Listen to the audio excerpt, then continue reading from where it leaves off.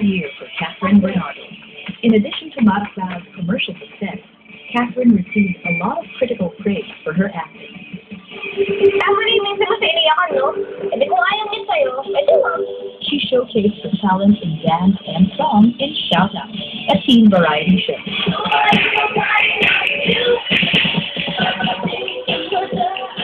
2011 rolled in, and Catherine was again cast opposite her TV nemesis and real-life best friend Julia in the teen anthology Growing Up. Kasi alam niyo na, alibig ko lang ako sa mukha niya. Kaya ayun, nananagkasa parate, tabi ng tabi. Kanina, gusto ko nito pa. Grow up. Yeah. At saka yun yung pag-taping namin doon, parang ganito kami lahat. Kasi pag Maraclara, siyempre, intense yung scene, tapos prime time, yung halangan, mabibigat yung scene, tapos dalag na naman yung usos mo. Tapos pag sa growing up ka, very light, tapos Ate Maricar din yung teacher namin, and then staff, very, very young. So parang pag sa set nun, kami yung kasi namin, chill lang kami, ganyan. Kasi siguro yung character kasi na-enjoy ko kasi si Ella malapit lang. Hindi, ikaw, hindi nga sigurado eh. Sorry, gift lang kasi yun. Kasi si Ella simple lang siya. Tapos, di naman man-hater, pero very hard to get. Tapos, palaban pag inaaway niya yung barkada niya. So, para sa akin, si Ella talaga yun na parang na-enjoy ko. The teen series also stars newcomer Daniel Padilla, the son of actors Romel Padilla and Carla Estrada. Parang love singer siya sa Gimmick 2010 dati. Tapos, nung nag-BTR ako, di ba best friend ni Julia Sica? Pinakalala ni Julia sa akin Sica. Medyo nag-start. Kasi, so nag-bitid kami kasi medyo na-awkward ako. Tapos yun, medyo, Hindi ko first kami si DJ, ganyan. Lalo kami, parang barkada kami hanggang ngayon.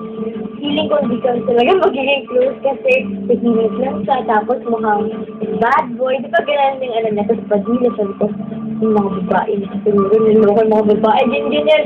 Tapos kasi, basta, parang ganyan yung first impression ko. Pero nung nagtagal, super, kinoconsider ko na nga sa as guy na best friend ko yung si Showbiz kasi super bait niya pala, tapos yung mga akala mo sa kanya first impressions mo, opposite na sa ngayon. And very maalaga naman sa mga sinin. Hindi ko naging close kami nung nagkatabi kami sa upuan. Basta, kinulit ko na sa mga, kasi hindi naman sa tagang makulit ako. Tapos kinulit ko na sa mga, hanggang parang naging close na ano.